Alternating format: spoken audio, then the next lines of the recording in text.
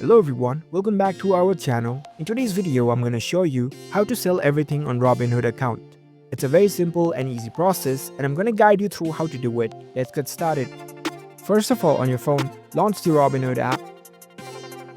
Once you are in the app, make sure that you are logged in with your account.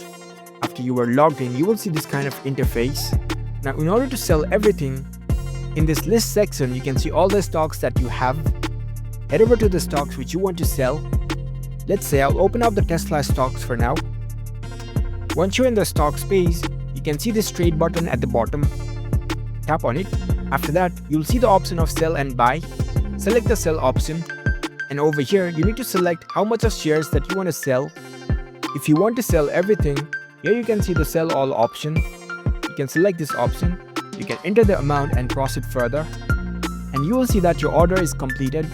You can tap on done. And that's it. That's how you can easily sell everything on Robinhood. If you found this video helpful, don't forget to give this video a thumbs up and subscribe to our channel for more tech tips. Thank you for watching.